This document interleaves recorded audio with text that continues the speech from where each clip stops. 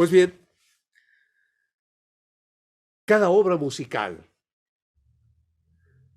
en esta clase de audición, notamos que cada obra musical nos pide que oigamos, nos pide que asumamos cuanto implica a lo largo, a lo ancho y a lo profundo. Es decir, en tres dimensiones. Esto significa ejercitar las tres condiciones de la inteligencia madura. ¿Cuáles son esas condiciones de la inteligencia madura? Largo alcance, comprehensión o amplitud, da igual, y profundidad. Por ello, en el coro inicial de la Pasión según San Mateo de Bach, que es el objeto de estudio de esta clase de audición, no solo oímos unos sonidos reiterativos en el bajo, sino que pasamos más allá y captamos el presentimiento de unos acontecimientos dramáticos. No nos limitamos a oír sucesivamente a dos coros. Los contemplamos simultáneamente y percibimos que esos dos coros y más, porque ya lo vamos a ver, dialogan sobre la suerte del Salvador. Les citaba ya un libro de Martin Buber, ese libro de Martin Buber denominado Yo y tú. Es un libro que con Ebda y con otros filósofos abre la corriente contemporánea llamada dialogismo. Y es eso lo que sucede en la Pasión según San Mateo de Bach. Hay un dialogismo, no solo por un diálogo superficial, no, sino porque el hombre, el ser humano, es visto esencialmente como diálogo entre un yo y un tú. Y en la Pasión según San Mateo es un diálogo entre el hombre y lo absoluto, entre el hombre y lo divino, entre la criatura y su creador. En ese diálogo fecundo, decíamos nosotros, perdón, que cada obra musical nos pide que oigamos, nos pide que asumamos cuanto implica a lo largo, a lo ancho y a lo profundo. Y ahora podemos comenzar a comprender que esto significa el ejercitar, les decía ya, las tres condiciones de la inteligencia madura. Esas tres condiciones de la inteligencia madura son el largo alcance. Es la primera condición de la inteligencia madura y de la audición musical, el largo alcance. La comprensión o amplitud es la segunda condición de la inteligencia madura. Y la tercera condición de la inteligencia madura, la profundidad. Por eso decíamos hace minuto y medio que en el coro inicial de la Pasión según San Mateo de Bach, no solo oímos unos sonidos reiterativos en el bajo, sino que pasamos más allá y captamos el presentimiento, y esto es lo importante, captar ese presentimiento de unos acontecimientos dramáticos.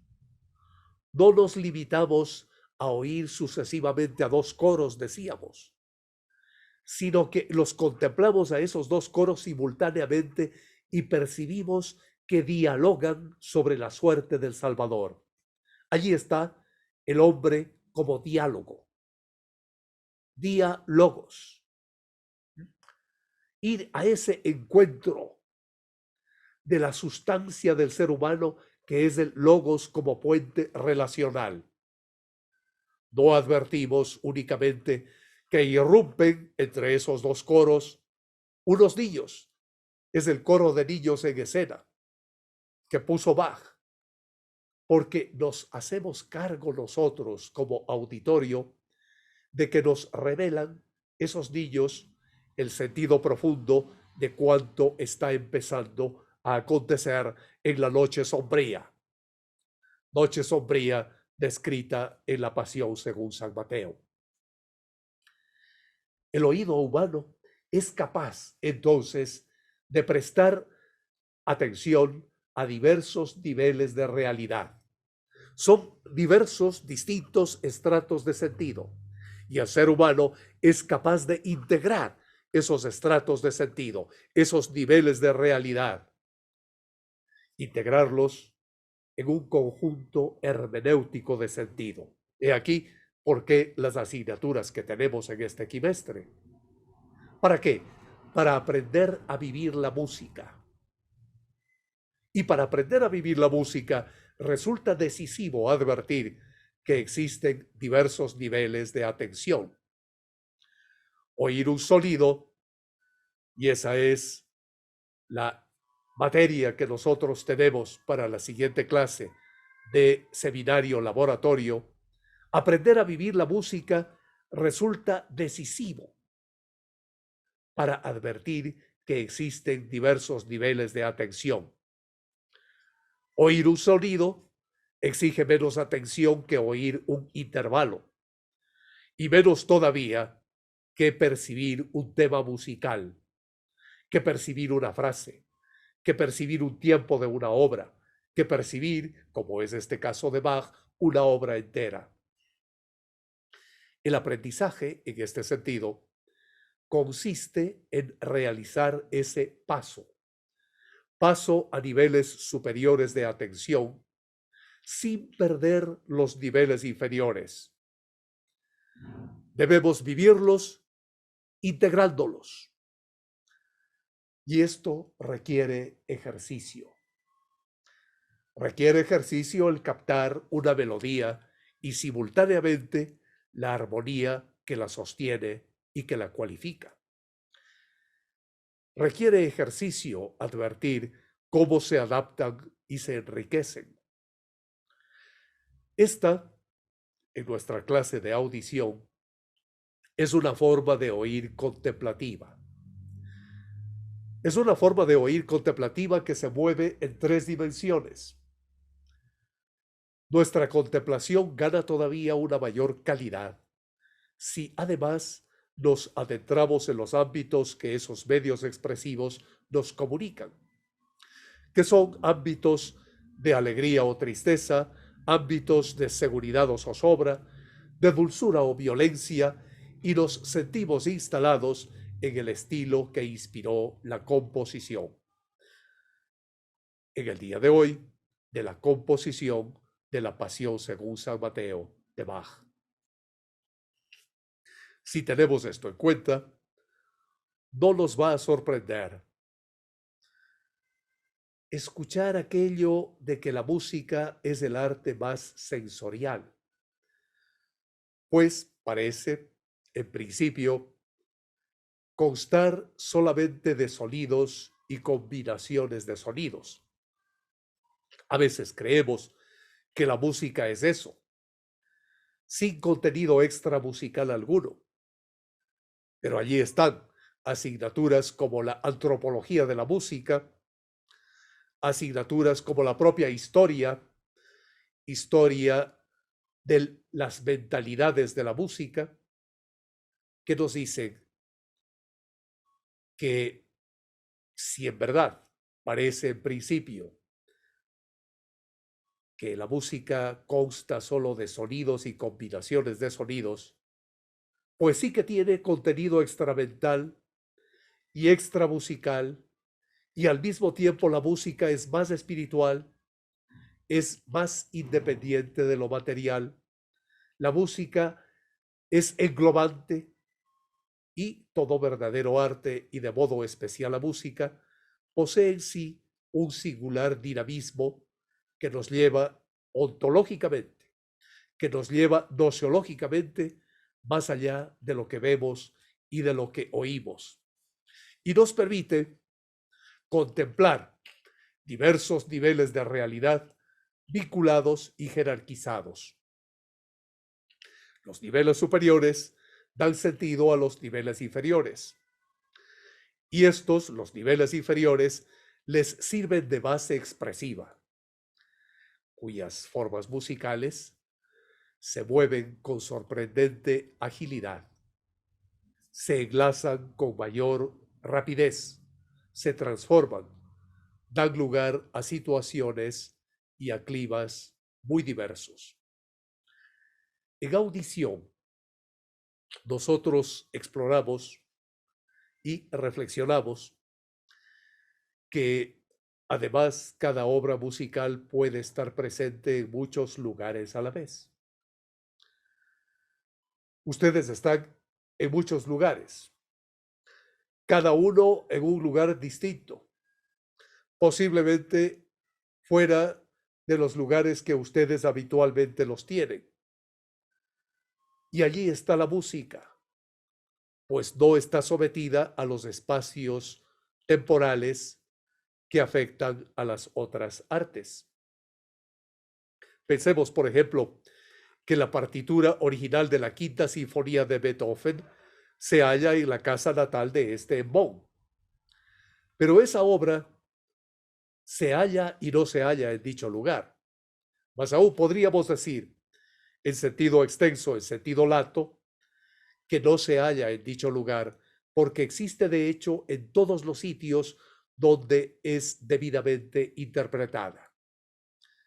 Estas interpretaciones significan otros tantos diálogos con el espíritu del compositor. Aquí de nuevo la palabra diálogo, porque la audición es diálogo también. Por eso hemos manifestado hace unos instantes que estas interpretaciones significan otros tantos diálogos con el espíritu de Beethoven, del compositor, que late en la partitura. Si tales diálogos están realizados con suficiente empatía, y aquí viene la palabra Einfühlung, esa palabra alemana tan usada actualmente, la empatía. Si estos diálogos están realizados con suficiente empatía por parte de cada uno de los intérpretes, esos modos de transmitir la obra que tiene cada intérprete, por distintos que sean esos modos, son todos legítimos, son modos verdaderos de diálogo, de comunicación, de expresión y de interpretación de una partitura, en este caso de la Quinta Sinfonía de Beethoven. Pues podemos decir nosotros que estos modos son todos legítimos y son modos verdaderos. ¿En cuanto qué? En cuanto que revelan de forma luminosa lo que es la obra vista desde una determinada perspectiva. Por eso no se contradicen, se complementan. Debido a ello, es preferible que los compositores nos faciliten la partitura de cada obra. Como aquí tenemos la partitura de la Pasión según San Mateo de Bach.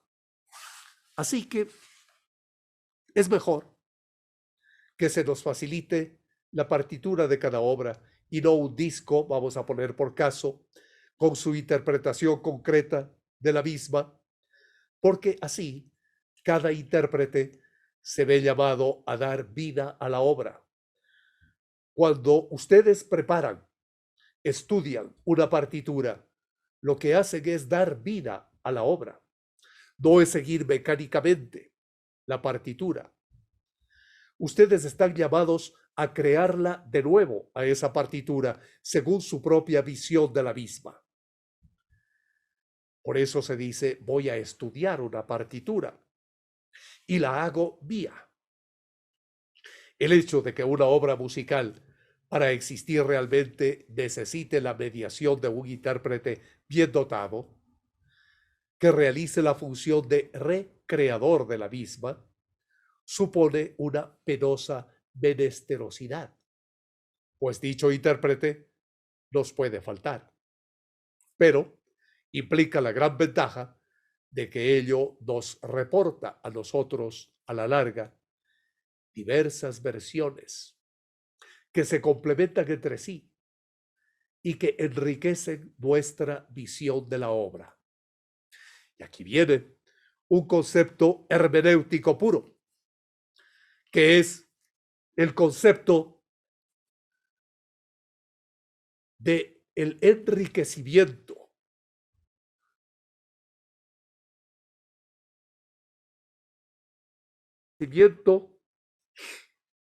a partir de la interpretación de la partitura. Esto es lo fundamental. Esto es lo que nos hace a nosotros vivir lo inmejorable de una obra. Ya aparezco en pantalla de nuevo. Se oye la interpretación de la Pasión según San Mateo de Bach y parece inmejorable. Se oyen otras asimismo de gran nivel y se obtienen perspectivas distintas de esa cumbre cultural. Y esto es lo que aprendemos en la audición. Cada interpretación no anula las anteriores interpretaciones, sino que nos da otra perspectiva distinta, nos da una perspectiva complementaria. La razón de esto radica en el hecho de que el intérprete no repite las obras, las hace presentes. Fijémonos nosotros lo profundo de estas ideas, porque cada interpretación no anula a lo anterior. No es que ya oímos la Pasión según San Mateo y no la vamos a volver a oír. O si la oímos de nuevo, nos tocó aquello.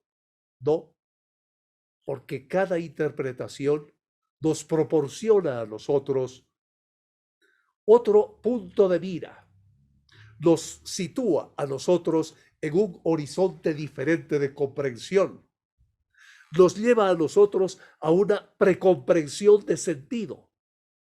Cada interpretación lo que hace es complementar lo que antes habíamos escuchado de la Pasión según San Mateo. Manifestábamos que el logos, esa razón profunda, radica en que el intérprete nunca repite las obras. Me tienen de nuevo a mí, que trato de dar ejemplo de aquello. Yo no puedo repetir una clase. No puedo repetir un curso. Yo interpreto la misma obra, por ejemplo. Interpreto la misma asignatura, interpreto la misma materia, interpreto el mismo curso, pero de manera diferente. Lo hago distinto.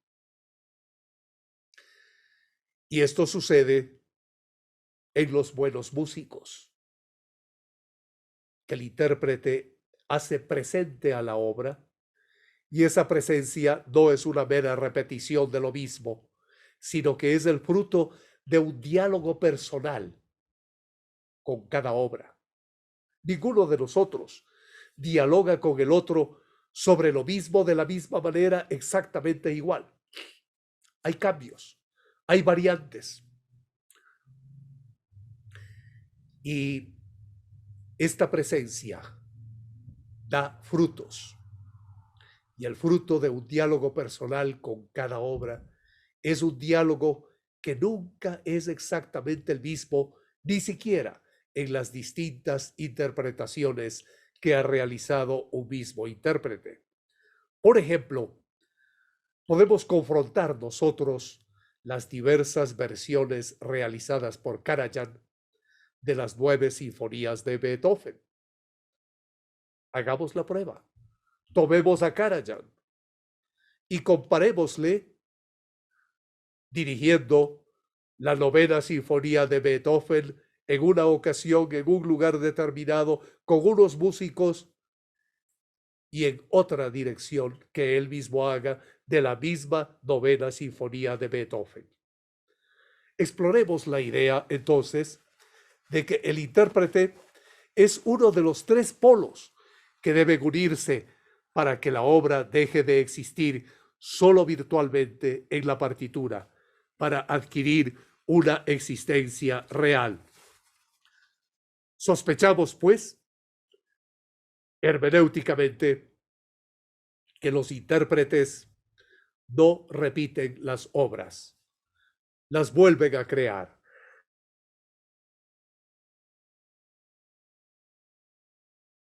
Culpas que estoy con una alergia primaveral en medio de un invierno, lo cual podría ser contradictorio en sí mismo. Pero si el mundo es lleno de contradicciones, ¿por qué no el de una alergia primaveral en pleno invierno? Y esto es lo que tenemos nosotros, y ahora que ya estoy en imágenes de nuevo, que es la sospecha hermenéutica de lo contradictorio. Sospecha hermenéutica de lo contradictorio en la audición. Porque nosotros, en nuestra exploración, dudamos hermenéuticamente que los intérpretes no repitan las obras, no las vuelvan a crear. ¿Por qué? Porque cuando una obra esbozada en una partitura y existente solo de forma virtual es interpretada de forma ajustada a su espíritu, adquiere vida real siempre de nuevo. Esto ocurre en la música, esto ocurre en el teatro, esto ocurre en la danza. Es decir, ocurre en las llamadas artes del tiempo. Por ser recreadores, es decir, creador de la realidad, porque ese prefijo re viene de res, de realitas, de realidad, creadores de ella en las obras, y el otorgarles un modo de existencia real. De esta manera, los buenos intérpretes merecen la admiración y el agradecimiento de todos los melómanos. Y parece que la historia de la música no sería posible sin ellos. Digo parece, porque la verdadera historia, la científica, que no es un mero relato, pues llega a explorar que no hay el genio musical de por sí, sino que existe un entorno, unas condiciones, unas preconcepciones, una red de interrelaciones que dan la posibilidad de que alguien llegue a ser grande en la música, por ejemplo. Un Beethoven sin las condiciones sociales, además de las personales, temporales, de los diversos tiempos históricos, psicológicos, social, son diversos tiempos en uno solo mismo, en el cronológico, no hubiese podido existir como tal. De allí que ponemos entre pinzas aquello de la historia de la música. Ya en nuestro quimestre, en el presente, tenemos que la historia de la música, además de ser global, es una historia de la música social centrada en el utillaje mental, en el estudio de las formas del pensar y de actuar dentro de una sociedad y dentro de culturas y subculturas que se entretejen en trama y urdimbre extraordinaria. Y de esta manera podemos nosotros explorar en esta clase de audición de modo aquilatado el llamado poder formativo de la música. Si existe tal poder formativo de la música, debemos anotar desde el principio dos elementos por lo menos. El primero, que consiste en el verbo formar, que es lo que nosotros utilizamos en lugar de instrucción y de educación. Hablamos en este curso de la formación, porque formar implica ayudar a las personas a crecer conforme a su naturaleza, a crecer conforme a su vocación, a su vocare, a su llamado. No es el formar lo que aparece en el muro The Wall, esa obra de Pink Floyd de los años 70 del siglo XX, cuando con música atronadora, recuerdo yo, en el Teatro del Cine Universitario, vi pasmado que entraban en esa obra de Pink Floyd músicos, entraban los niños y salían hechos salchichas. Eso no es formar, eso es instruir y máximo educar. Porque no estaba conforme a su naturaleza ni a su vocación. Entraban las pobres víctimas a la escuela, entraban las pobres víctimas a clase y salían hechos salchichas. Otros niños se convertían en martillos que marchaban todos al unísono. Eso no es este principio de la formación que implica ayudar a las personas a crecer conforme a su naturaleza y a su vocación.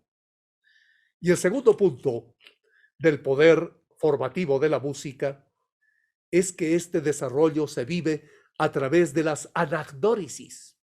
Es una palabra griega de grandes quilates. Anagnórisis, que significa descubrimiento.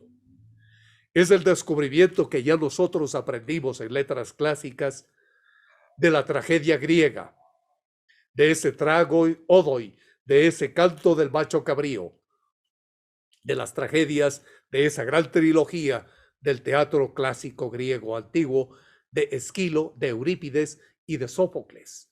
Y de Sófocles en su trilogía también. Edipo Rey, Edipo en Colono y Antígona, que cierra la trilogía.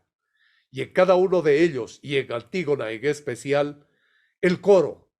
Allí está la música.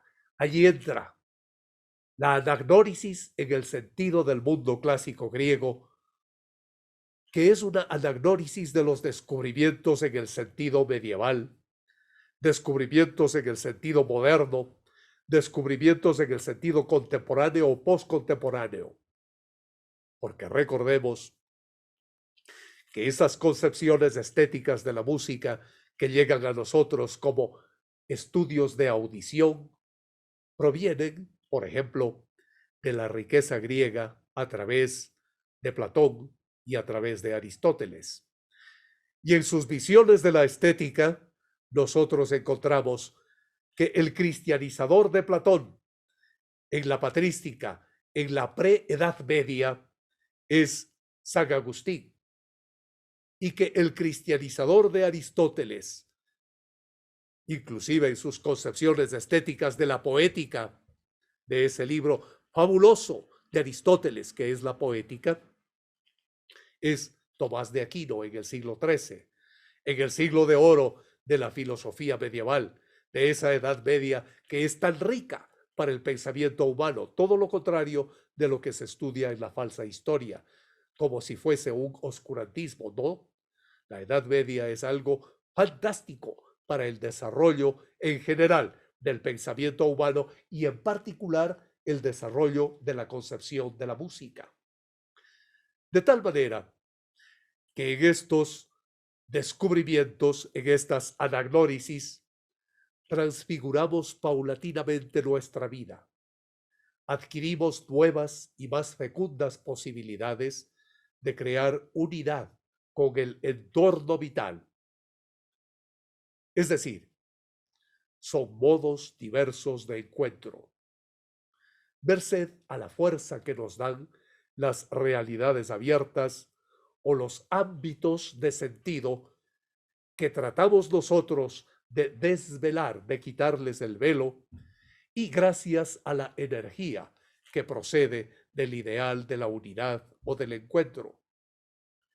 Debido a esto, la estética de la música debe complementarse para ser del todo eficaz con la obra y descubrir la grandeza de la vida. Esto es lo que Séneca, aquel filósofo cordobés en lo que ahora es España, del siglo I de nuestra era común. Él vivió a pocos años después de haber sido crucificado Jesús. Séneca hablaba de la brevedad de la vida. Ese es su libro. Y en él encontramos que la vida breve, vivida de muy buena manera, nos da grandeza. No es un desperdicio. Por ello, nosotros en nuestras clases del curso de pensamiento musical buscamos no desperdiciar nuestro tiempo, porque la vida es corta, la vida es breve, de acuerdo al título de la obra de Séneca. Y Séneca también se refiere, por supuesto, al arte y se refiere a la música. Y este explorar auditivo parte de la convicción de que en la actualidad lo que procede en el siglo XXI para formar a las personas no es tanto enseñar, porque ya hemos dicho que en el siglo XX, en los años 70 del siglo XX, Pink Floyd nos advirtió y nos dijo, cuidado con instruir y cuidado con enseñar, no lo hagan, porque no hay que enseñar valores, sino formar ayudando a descubrir los valores. Eso es todo. No es transmitir solo contenidos acerca de la creatividad, no solo es transmitir contenidos acerca del sentido de la vida musical, del desarrollo de la personalidad musical, sino que es ayudar a alumbrarlos en la propia interioridad, al hilo de experiencias profundas y de experiencias lúcidas. A este tipo de experiencias nos insta en todo momento la música. Pues bien, tenemos en segundo bloque la experiencia de una obra genial, que es La Pasión según San Mateo. San Mateo de Bach, que segundo, que es el último de esta clase de audición, que llega hasta las 5 de la tarde de hoy. Y ahora que ya regreso a pantalla, con la esperanza de que me pase esta terrible inflamación nasal. Esta experiencia de una obra genial es hasta dónde llega el poder formativo de la música, que podemos constatarlo al vivir intensamente esta obra que es considerada como cumbre de la historia, La Pasión según San Mateo de Bach. ¿Por qué? Porque ya en el mundo contemporáneo, el compositor suizo Frank Martin confiesa que cuando oyó por primera vez La Pasión según San Mateo, se sintió sobrecogido en lo más íntimo. Otras personas podrían afirmar algo semejante. La Pasión según San Mateo fue destinada por Bach a ser el centro de la celebración litúrgica del Viernes Santo en una iglesia evangélica de Leipzig.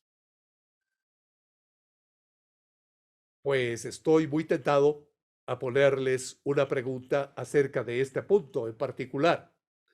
Por ello, nos vamos a detener a ser, pues, muy explícitos en este punto, a ser provincianos transitorios de esta idea, a ser morosos. Porque Bach no hizo esta obra para ser presentada en un público cualquiera y para que lo aplaudan, no, sino que la creó como arte sacro, es decir, para que esté dentro de la liturgia de un día determinado que es el Viernes Santo. Eso es obra sacra. El resto puede ser hasta obra religiosa, pero no sacra. Por ello, Vaticano II, el concilio del siglo XX, pues lo que hizo es reafirmar que la música sacra solo es la que está destinada a la celebración litúrgica. Arte sacro plástico, por ejemplo, la pintura, la escultura, son sacros en cuanto están elaborados y en cuanto están puestos dentro de una iglesia para el uso litúrgico. Si no, no es arte sacro. Aquí hay una confusión con la presentación de los festivales y eso ya nos lleva con esa palabra a una mala manera de comprender lo que es arte sacro, a los festivales anuales de arte sacro. ¿Dirigidos por quién? Por alguien que no comprende seguramente lo que es arte sacro. En una dirección de un teatro sucre que ha venido a menos con lo que es el arte sacro. Pues arte sacro sí lo hemos tenido, especialmente con mis hijitos, que los he llevado a música de Bach, precisamente, y recibieron clases de órgano en la iglesia de la Compañía de Jesús, clases presenciales, años atrás, sobre música sacra. Eso sí es música sacra. Bach, en la Pasión según San Mateo, conformó su obra para que sea parte de la celebración litúrgica en su iglesia evangélica de Leipzig. En este entorno de cultura religiosa, el relato de la pasión de Jesucristo es parte fundamental de la letra de la obra. De esta obra, que comprende los capítulos 26 y 27 del Evangelio de San Mateo. Evangelio de San Mateo, que aquí tengo capítulo 25, que es el anterior, porque comienza en él, que dice Ultimum Judicium, cum autem venerit filius hominis, e majestate sua, et omnes angelicum eo, tunc sedevit super sedem majestatis sue. Fíjense ustedes que tenemos todo un mundo cultural en la música sacra en base de los capítulos 26 y 27 del Evangelio según San Mateo. Tengo aquí en el reloj que nos falta ya pocos minutos para terminar esta segunda parte del Zoom para ingresar a la tercera y última parte del Zoom. Ahora vamos a ser más cortos. Esperamos en un minuto retomar con esta última parte que va a centrarse completamente en la pasión según San Mateo, en su texto alemán y en su traducción al castellano, para finalmente en esta audición llegar a explorar nuevos niveles y horizontes de sentido. Le ruego, por favor, en un minuto máximo, regresar al Zoom.